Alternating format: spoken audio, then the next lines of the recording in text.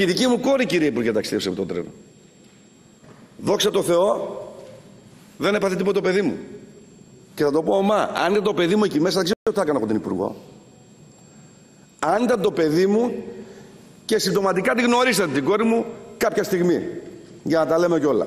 Αν ήταν το παιδί μου εκεί μέσα, θα έπαιρνα τον νόμο στα χέρια μου εγώ, σας το λέω δημοσίως. Θα έπαιρνα τον νόμο στα χέρια μου εγώ. Για ποιο λόγο? Ποιο είναι ντροπή? Γιατί υπάρχει...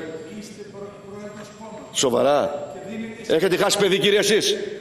Έχετε χάσει παιδί? Παρακαλώ. Έχω χάσει τον καλύτερο μου φίλο εκεί μέσα. Έχω χάσει τον καλύτερο μου φίλο. Δεν θα μου κάνετε υπόδειξη εσείς, κύριε. Βγείτε έξω στον δρόμο και πείτε εάν... Τι κάνει, κύριε, αυτός? Τι κάνει? Κύριε Ξανθόπουλε, καθίστε.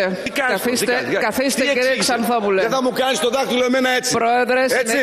Γιατί το έγκλημα έχει και ονοματεπώνυμο. ΣΥΡΙΖΑ, ΠΑΣΟΚ, Νέα Δημοκρατία. Είστε εγκληματίες. Είστε εγκληματίες. Μιλάτε κιόλας. Μιλάτε κιόλας. Είστε εγκληματίες. Κύριε Ξανθόπουλε, σταματήστε. Στο νομό σου δεν έχετε τρένο και μιλάς. Στο νομό σου δεν έχετε τρένο. Δεν μιλάς εσύ.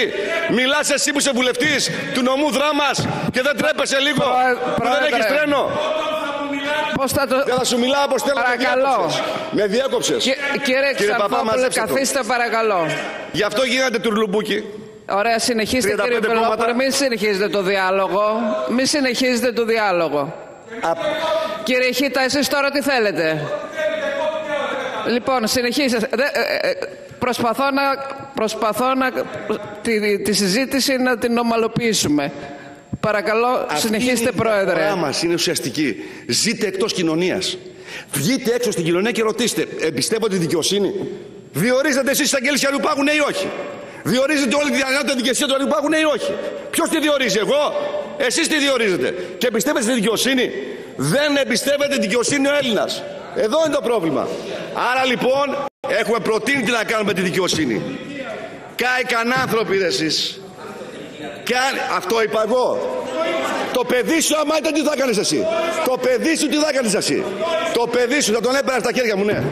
Θα τον έπαιρνα στα χέρια μου. Γιατί? Για ένα και μόνο λόγο. Υπάρχει εγκληματική αμέλεια και δεν τιμωρείται κανένας.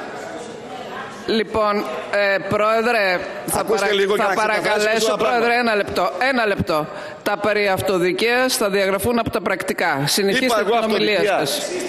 Συνεχίστε. Είπα εγώ θα σκοτώσω κανένα. Από όπου ακούστηκε η λέξη. Εγώ θα πω το εξής όμως. Από όπου ακούστηκε η λέξη. Θα πω το εξής. Είμαστε η μοναδική χώρα που οι παιδόφιλοι είναι εκτός φυλακής. Που οι δολοφόνοι είναι εκτός φυλακής. Που οι κλέπτες είναι εκτός φυλακής. Που οι μιζαδόροι, οι κομπιναδόροι γίνονται πλούσιοι είναι εκτός φυλακής. Είμαστε η χώρα που σκοτώθηκαν 57 άνθρωποι και δεν υπάρχει ένοχος. Σοβαρά μιλάμε τώρα? Φυλακή όλοι τους. Φυλακή κι αν θέλετε. Φυλακή.